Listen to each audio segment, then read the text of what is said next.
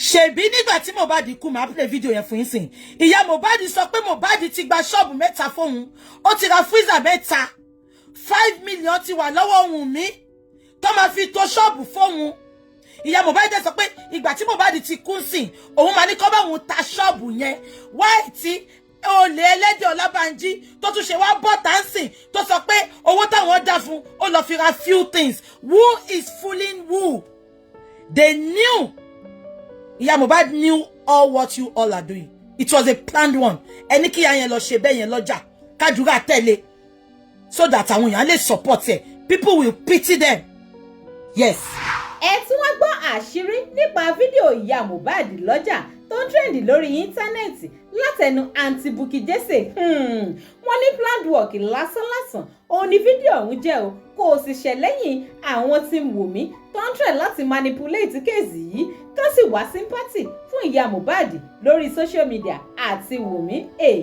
Fọ́nrán yìí ló kún fún ọ̀rọ̀ rẹpẹtẹ àtàwọn àṣírí lóríṣiríṣi nípa ìwà àwọn tí Wunmi. Kí n tó wá máa bẹ́tò lọ, Digi Naija tẹlifíṣàn náà lẹ balẹ̀ sí tẹ́ ẹ ti ń gbọ́ mi, tẹ́ ẹ ti ń gbọ́ mi. Ẹ dákun ẹ dábọ̀ ẹ bá wa tẹ subscribe button tí ń bẹ lábẹ́ fídíò yìí. Ẹ like, ẹ comment, kẹ́sì máa share fídíò yìí lógúnlógún lọ́gbọ̀nlọ́gbọ̀n. Ẹ ṣé púpọ̀. Lórí ọ̀rọ̀ kéèsì Mohbad, ọ̀pọ̀ gbọ́n mi sí omi òtó ló ti ń wáyé láàrin àwọn mọ̀lẹ́bí àti supporters àlọ́ba, pẹ̀lú bó ti jẹ́ wípé àwọn mọ̀lẹ́bí yìí gan wọ́n fi mọ̀ ṣọ̀kan láti wá justice sí ikú tó pa Mohbad. Láìpẹ́ yìí sì ni fọ́nrán kan bá túbọ̀ òde níbi tá a ti rí ìyá Mohbad tó lọ sọ́jà tó lọ ra nǹkan pẹ́pẹ́pẹ́ tí ó fi bẹ̀rẹ̀ bísínẹ́sì. Fọ́nrán ọ̀hún ló tún wá dá ọ̀pọ̀ ọ̀rọ̀ rẹpẹtẹ mìíràn sílẹ̀ lórí íńtánẹ́ẹ̀tì tí àwọn kan sì ń wòye wípé níbo ni wọ́n kó gbogbo àwọn owó tí wọ́n contribute fún ìyá Mohbad lásìkò tí kéèsì gan kọ́kọ́ ṣẹlẹ̀, níbo ni wọ́n kó gbogbo ẹ̀ sí. Fọ́nrán yìí gan ó fi hàn wípé ìyá Mohbad ò rí owó fi tọ́jú ara rẹ̀ o. Bẹ́ẹ̀ sì ni àwọn ọjà pẹ́pẹ́pẹ́ tó lọ rà yìí tó fẹ́ fi bẹ̀rẹ̀ bísínẹ́sì ó kéré púpọ̀. Ó mà wá lágbára báyìí o. Àǹtí Bukky Jesse nọ́mbà bọ́ta nọ́mbà fọgbà àyàn gan nọ́mbà tọ̀mọ́lẹ̀ sọ̀rọ̀ fídíò ọ̀hún. Wọ́n ní káwọn èèyàn mọ̀mọ̀ fọ́ọ̀lù fún plan work àwọn tí Wunmi. Wọ́n ní plan work lásánlásán òun ni fọ́nrán yìí jẹ́ o, káwọn èèyàn mọ̀ fọ́ọ̀lù fún rárá torí kò lè wọ́ọ̀kì, nítorí pé ìyá Mohbad gan fúnra lára rẹ̀ ó ti jẹ́ ká mọ̀ pé ọmọ òun ìyẹn Mohbad ó gba ṣọ́ọ̀bù fún nǹkan tó kù láyé. Bẹ́ẹ̀ ni ó sì kó 5 million naira fún Wunmi kó fi bá òun rajà sínú rẹ̀. Níbo gan wá ni gbogbo owó yìí wà, pẹ̀lú àwọn owó pẹ́pẹ́pẹ́ gan táwọn kan gan tún ti contribute fún ìyá Mohbad látìgbà tí kéèsì ọ̀hún ti bẹ̀rẹ̀. Question yìí ni àǹtí Bukky Jesse wọ́n ní Wunmi ní láti jáde kó bóde kó wá answer ẹ̀ fún gbogbo àgbáyé o, ká tó lè mọ̀ wípé lóòótọ́ nǹkan kan ń ṣe ìyá Mohbad. Fọ́nrán yìí ló kún fọ́rọ̀ rẹpẹtẹ ṣẹ́ ẹ jẹ́ n fi ilẹ̀ báyìí kẹ́ ẹ gbọ́, mò ń padà bọ̀ ná. Ṣebí nígbà tí Mohbad kú máa play video yẹn fún yín sìn. Ìyá Mohbad sọ pé Mohbad ti gba shop mẹ́ta fóun. Ó ti ra freezer mẹ́ta. 5 million ti wà lọ́wọ́ Wunmi tó máa fi tó shop fóun. Ìyá Mohbad sọ pé ìgbà tí Mohbad ti kú sìn, òun máa ní kó bá òun ta shop yẹn. Why tí olè ẹlẹ́dẹ̀ Ọlábánjí tó tún ṣe wá bọ́ tánsìn tó sọ pé owó táwọn dá fún ó lọ fi ra few things. Who is fooling who? They knew. Ìyá Mohbad knew all what you all are doing. It was a planned one. Ẹni kí yẹn lọ ṣe bẹ́ẹ̀ yẹn lọ́jà. Kádùrá tẹ̀lé. So that àwọn èèyàn lè support ẹ. People will pity them. Yes. Message yẹn ni. Good evening sis. Ṣé ń gbọ́ mi? Ẹ máa gbọ́ o. Ẹni tó send message sí mi yẹn ni. Ó ní good evening sis. A kú ọdún o. Ìyá Mohbad is now living in Ota. I saw her in the market yesterday with my 2 eyes. As a matter of fact, there was somebody recording them. They were talking to that person. Ní pé ṣó ti ṣe tán. Ṣó ti ṣe tán. The person, I didn't even know. I thought I thought they were trying to make a video to send to somebody. Shembo. But it was later when I saw the video online. That was when I remembered that no, there was somebody that they knew there that was recording them. Why are Wunmi's supporters putting out different narrative? I saw Mama Mohbad. I didn't even know that the boy and the 2 children, the boy is Adura and the 2 children are Ibukun's children. But I know Mama Mohbad because I have seen her severally on social media.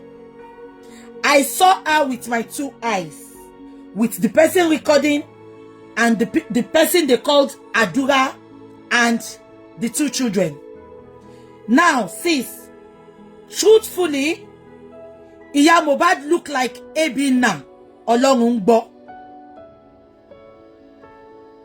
That was the message.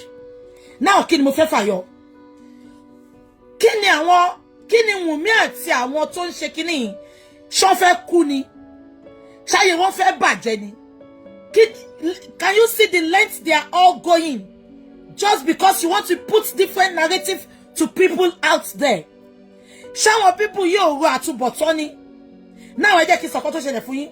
Ẹlẹ́dì Ọlábánjí ṣe rántí pé ó bọ́ta ní last week tó gbé account ẹ̀ sílẹ̀ tó sọ pé kó dáwó fún Iya Mohbad. Ṣe rántí pé mo bọ́ta.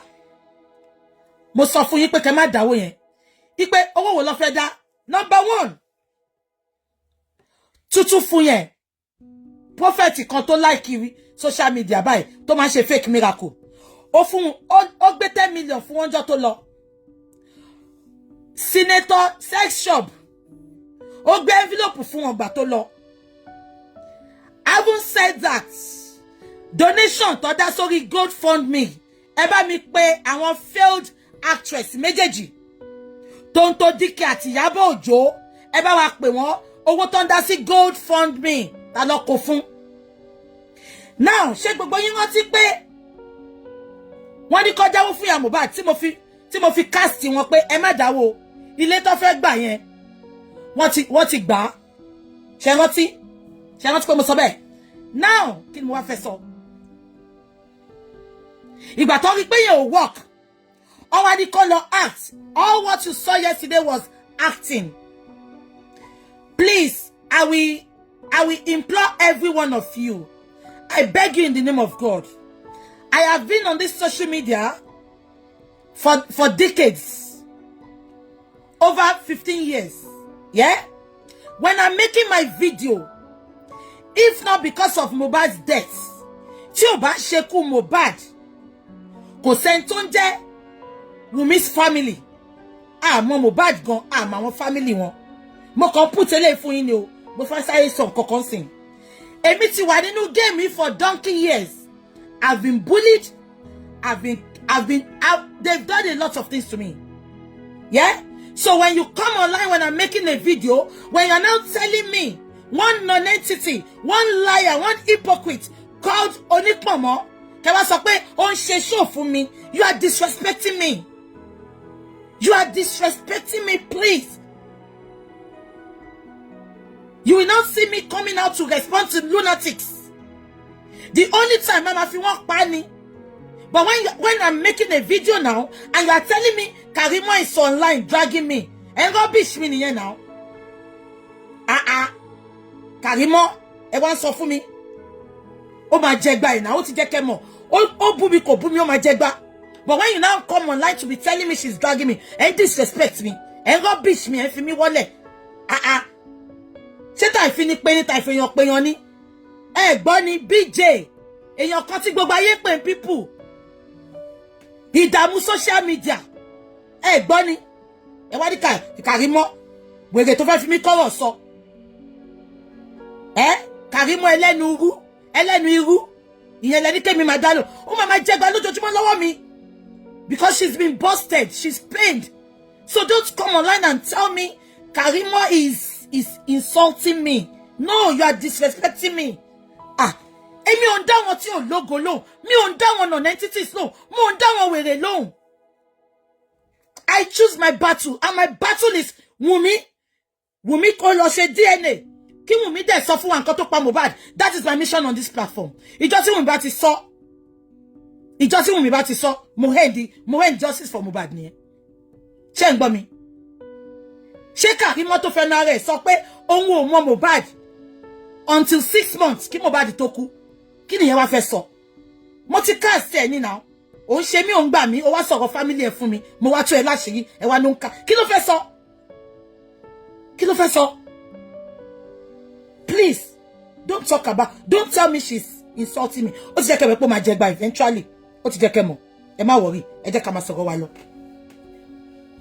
ṣé ń gbọ́ mi thank you Yeye Judy I'm focused ṣé rí gbogbo àwọn non-entities àwọn wèrè àwọn olórí burúkú àtàgbàtọmọdé tó ń sunkún kiri yẹn they are distractors and by now ó jẹ́ kẹ́yìn followers mi kẹ́tì mọ̀ pé I don't get distracted I'm a focused person.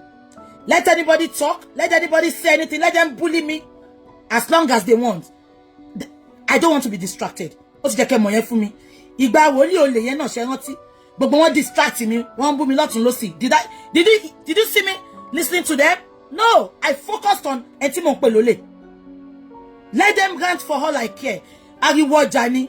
Mouth na servant yo. You can send your mouth to anywhere oh. Exactly, olórí. I will never be distracted. Ẹ jẹ́ kí n máa sọ̀rọ̀ mi lọ. Now, ṣé gbogbo yín rántí pé mo sọ pé kẹ́ má dáwó ńjọ́ yẹn, mo cast wọn, mo sọ pé olè ni wọ́n, ṣé rántí.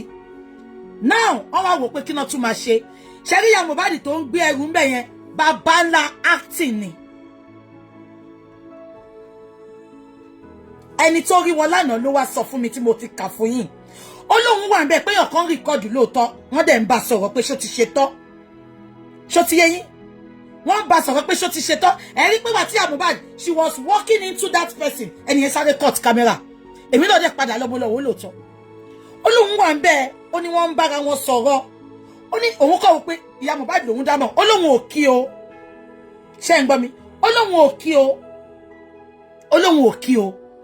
Ó lóun kọ̀ wò pé ó ní but òun ò mọ̀ bí àdúrà àbí ọmọ ìbùkún láwọn people yẹn until ìgbà tó wá sọ lórí internet ó ní but òun fi kò ṣe bóun mo kà fún yẹn ó lóun fi kòrókòrò àìsí òun rí Ìyá Mohbad tó dẹ̀ ń bẹ́ẹ̀ tó ń record sọ̀rọ̀ now wọ́n wá gbé síta wọ́n wá sọ pé èmi náà ó mú mi omi ní parọ́ o because èmi ní human's feeling ìgbà tó gbé kíní ẹ̀ síta lánàá I was devastated ọ̀rẹ́ mi tó send ẹ̀ sí mi gan ó lóun ó sọ fún mi pé òun mọ̀ pé ká ní ẹ mọ àkáǹtì Ìyá Mohbad ni BJ mo mọ̀ pé o máa fowó síbẹ̀ mo ní báwo ló ṣe mọ̀ mo ní mo feel touched mo ní bó ṣe ń ṣe mí gan ó dàbí kí n pè wọn àti bàbá kí n bẹ̀ wọ́n kàn jọ kàn fara wọn mọ́ra láti wá justice I was touched I was really down at work yesterday ṣóyẹ yín picture yẹn dùn mí gan until nǹkan tó wá bring ara mi sókè until when that lady inbox me mo tiẹ̀ mọ̀ bí ọkùnrin àbóbìnrin because kò lójú faceless profile ni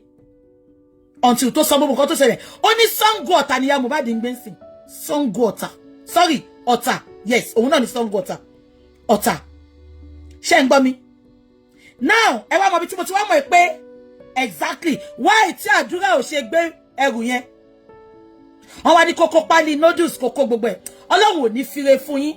Níbo gan-an lẹ́yìn èèyàn rò pé ọ̀rọ̀ kéèzì Mohbad yóò já sí torí ojoojúmọ́ kan báyìí gbàgbós kan ní lórí ayélujára èrò ọkàn ti yín ẹ máa sọ sí kọ́mẹ̀ntì káàjọjọ máa gbé yẹ̀wò títí dìgbà míì tátùn àjọ máa pàdé máa tẹ subscribe button kẹ́ ẹ máa follow wa ẹ like ẹ comment kẹ́ sì máa share fídíò yìí lógúnlógún lọ́gbọ̀nlọ́gbọ̀n ẹ ṣé púpọ̀ tẹ́ ẹ̀ ń darapọ̀ mọ́ wa ní gbogbo ìgbà.